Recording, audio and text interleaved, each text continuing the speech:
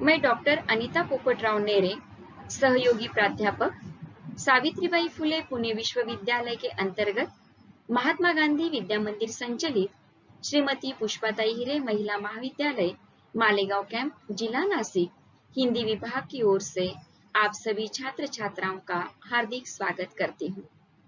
दोस्तों, तृतीय वर्ष साहित्य विशेष प्रश्न पत्र क्रमांक 3 अर्थात हिंदी साहित्य का इतिहास के लिए निर्धारित महाकवि सूरदास पर मैं अपना पावर पॉइंट प्रेजेंटेशन प्रस्तुत करने जा रही हूँ। महाकवि सूरदास भक्ति काल के कृष्ण भक्ति काव्यधारा के प्रवर्तक माने जाते हैं। उनका समय 1478 ईस्वी से 1850 ईस्वी रहा है। सूरदास का जन्म दिल्ली के पास सिही ग्राम में विक्रमी संवत 1535 में हुआ, तो निधन विक्रमी संवत 1640 में हुआ है। सूरदास सारस्वत ब्राह्मण थे। उनके गुरु वल्लभाचार्य माने जाते हैं। सूरदास के पिता अकबर के दरबारी गायक बाबा रामदास ग्वालेरी गोयंदा थे। सूरदास के व्यक्तित्व के बारे में यदि कहा जाए तो वे एक महाकवि, कृष्ण भक्त, गायक, हिंदी साहित्यकाश के सूर्य, अष्टछाप के कवि, नेत्रविहीन तथा जन्मजात प्रतिभा संपन्न थे। विद्वानों ने उनकी सुरसागर, साहित्य लहरी तथा सुरसारावली ये 3 प्रामाणिक रचनाएं मानी हैं। आधुनिक विद्वान इनके 24 ग्रंथों का उल्लेख करते हैं। सूरदास का सुरसागर प्रामाणिक ग्रंथ है।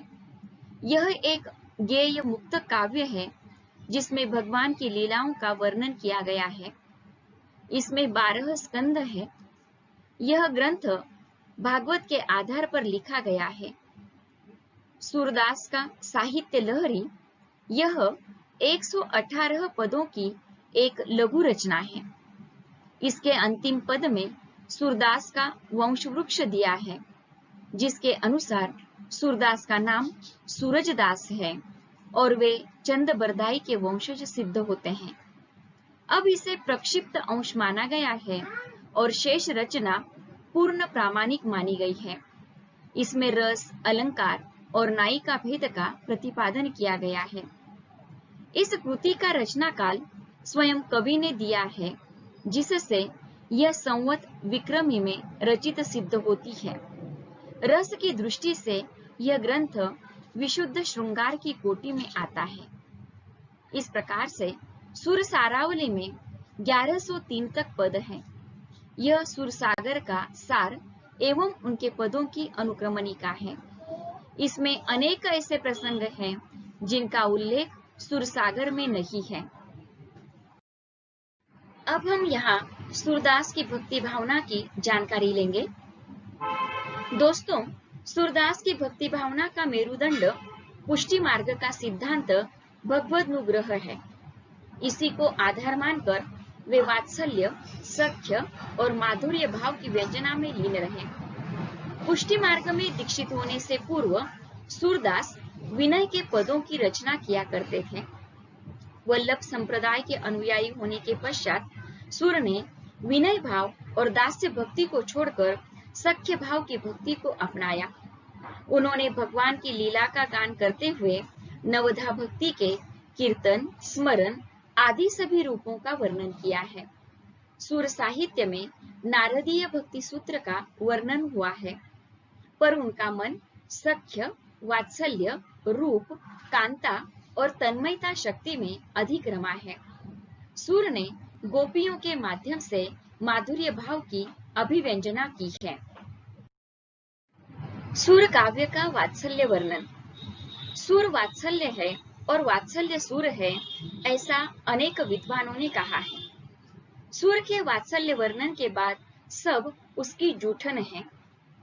सूर वात्सल्य रस का कोना कोना झांक आए हैं। उन्होंने बाल्य जीवन की साधारण से साधारण घटनाओं और चेष्टाओं का अत्यंत मनोवैज्ञानिक और कलात्मक वर्णन किया है।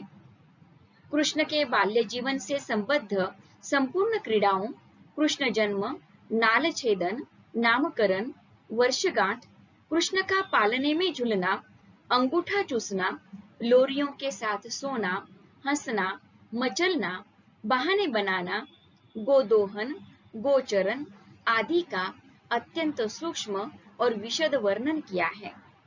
कुछ उदाहरण इस प्रकार दिए जा सकते हैं। 1. जसोदा हरि पालने झुलावे। 2. मैया कबही बढ़ेगी चोटी। 3. मैया मोही दाऊ बहुत खिजायो। 4. मैया मैं नहीं माखन खायो, ख्याल परे ये सखा सबे मिली, मेरे मुख लिपटायो। 5. शोभित कर नवनीत लिए, घुटुरु न चलत, रेणु तन मंडित मुख दधि लेप किए। वात्सल्य का वियोग पक्ष। वात्सल्य के संयोग पक्ष के साथ ही वियोग पक्ष का भी हृदय द्रावक चित्रण किया है। जैसे कृष्ण के मथुरा गमन पर, मथुरा से नंद के अकेले लौटने पर और श्री कृष्ण के मथुरा में ही निवास करने पर आदि प्रसंगों में वियोग पक्ष निखर कर उभरा है। उदाहरणार्थ, जसोदा बार बार यूं भाखे, हे कोई ब्रज में हितु हमारो, चलत गोपाल ही राखे। मथुरा से नंद के अकेले लौटने पर जसोदा कान कान के बूझे, फूटी न गई तुम्हारी चारो, कैसे मार्ग सूझे। श्री कृष्ण के मथुरा में ही निवास करने पर यशोदा कहती है, संदेशो देवकी सो कहियो, हो तो धाई तिहारे सुत की, दया करत ही रहियो। इस प्रकार सूर ने वात्सल्य के संयोग और वियोग पक्ष का बड़ा ही हृदयहारी वर्णन किया है। सूर के इस वात्सल्य में तन्मयता है, मनोवैज्ञानिकता है, स्वाभाविकता है और शिशु जीवन की एक उल्लास और उमंग भरी झांकी अंकित है। इसी कारण सूरदास वात्सल्य के सम्राट कहलाते हैं। सूर काव्य का कला पक्ष। सूर काव्य का कला पक्ष भाव पक्ष के समान पर्याप्त निखरा है। उनका काव्य चलती हुई ब्रजभाषा का उत्तम नमूना है। इनकी भाषा समृद्ध, परिमार्जित, प्रगल्भ एवं सुडौल है। इनकी भाषा में संस्कृत के तत्सम शब्द, खड़ी बोली, पूर्वी हिंदी, बुंदेलखंडी, राजस्थानी, गुजराती, पंजाबी, अरबी और फारसी शब्दों का प्रयोग हुआ है।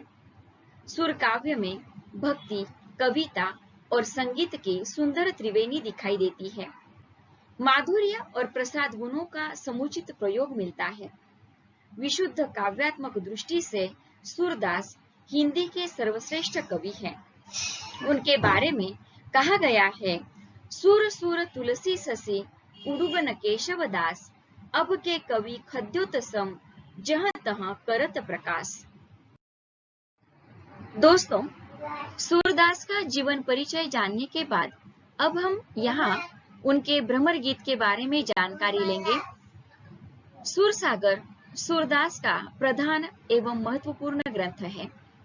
इसमें प्रथम 9 अध्याय संक्षिप्त है, पर दशम स्कंद का बहुत विस्तार हुआ है। इसमें भक्ति की प्रधानता है। इसके 2 प्रसंग, कृष्ण की बाल लीला और भ्रमर गीत प्रसंग अत्यंत महत्वपूर्ण है। इसके विषय में आचार्य शुक्ल ने कहा है, सूरसागर का सबसे मर्मस्पर्शी और वाग्वैदग्ध्यपूर्ण अंश भ्रमर गीत है। आचार्य शुक्ल ने लगभग 400 पदों को सूरसागर के भ्रमर गीत से छांटकर उनको भ्रमर गीत सार के रूप में संग्रह किया है। भ्रमर गीत में सूरदास ने उन पदों को समाहित किया है जिनमें मथुरा से कृष्ण द्वारा उद्धव को ब्रज संदेश लेकर भेजते हैं। उद्धव योग और ब्रह्म के ज्ञाता है। उनका प्रेम से दूर दूर तक कोई संबंध नहीं है। जब गोपियां व्याकुल होकर उद्धव से कृष्ण के बारे में बात करती है और उनके बारे में जानने को उत्सुक होती है, तो वे निराकार ब्रह्म और योग की बातें करने लगते हैं। तो खिजी हुई गोपियां उन्हें काले भंवरे की उपमा देती हैं। इन्हीं लगभग 100 पदों को भ्रमर गीत या उद्धव संदेश कहा गया है। भ्रमर गीत में गोपियों की वचन वक्रता अत्यंत मनोहारिणी है। ऐसा सुंदर उपालंब काव्य और कहीं नहीं मिलता। दोस्तों, इस प्रकार कृष्ण भक्ति शाखा के प्रवर्तक महाकवि सूरदास की संक्षिप्त जानकारी लेने के पश्चात मैं यहाँ पर अपनी प्रस्तुति को पूर्ण विराम देना चाहती हूँ, किंतु यदि आपके मन में कोई प्रश्न हो तो कमेंट बॉक्स में जरूर लिखें। धन्यवाद।